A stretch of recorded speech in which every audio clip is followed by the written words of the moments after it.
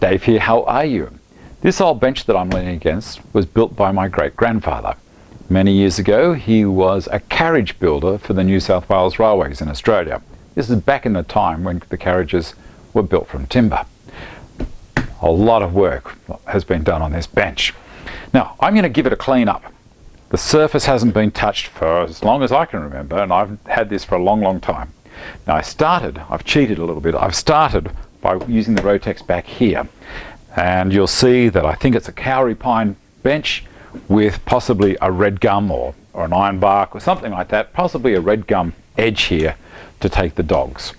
So I'm going to show you just how quickly this guy can work. This is the Festool Rotex, and I'll bring her up close. This machine is not a toy. This is a gun sander.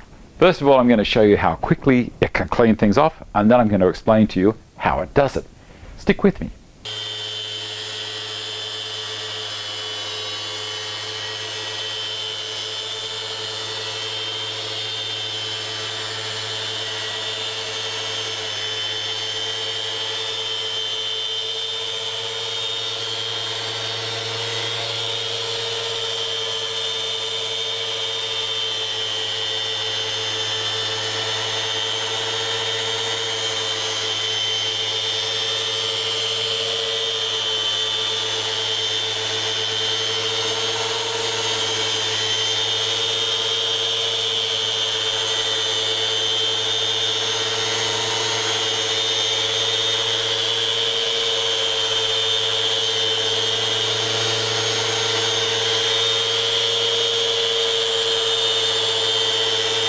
Also notice a very little dust is coming up.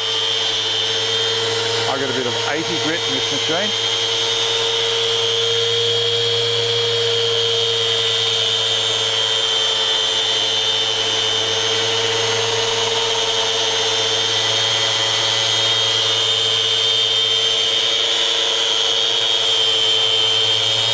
Look what it'll do to the steel.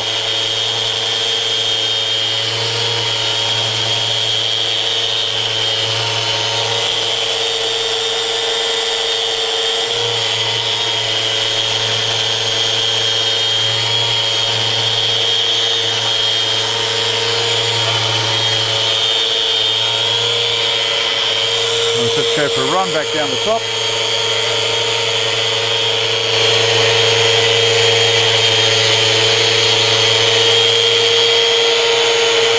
Look how clean that pad is. That is absolutely amazing. I guess you could have timed it if you wanted to, but that's just unbelievably good. Now, I told you I was going to tell you how it works. Rotex. Festool Rotex. This is a great sander. How it worked there was I had it in geared mode. Hear that? That's unbelievable. You can flip it over to ordinary orbital sanding and nothing. It just has a 5mm stroke and that's it. It will do down to 2000 grit, not a problem. Beautiful finishing sand if you want it for that. Or as I say, geared mode. Now it's aggressive as. This one you don't mess with. This does everything. This is a great machine. Holes around the outside. The fan in here sucks the air through those holes, blows it out through the center, which assists in getting rid of the spent abrasive before these bigger holes out here, or these holes out here, suck it through from the dust extractor. And then you've got these smaller holes here that don't line up with any hole in the paper. There is no hole in the paper for these. These are purely for keeping the pad cool and the paper cool. If the sandpaper is cool, it doesn't melt resins and saps as easily. It'd still do it a little bit, but nowhere near as much. Now this is the piece of paper. That's the piece of paper that I just sanded that bench with. Do you see any resin on there at all, or any other kind of build-up? It's beautifully clean.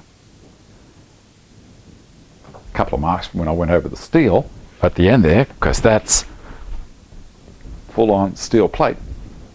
It's amazing. Okay. Tip from Dave: if you're serious about sanding and need a powerful machine, this guy is it. They're not cheap, but I'll tell you what, they are worth every cent. See you later.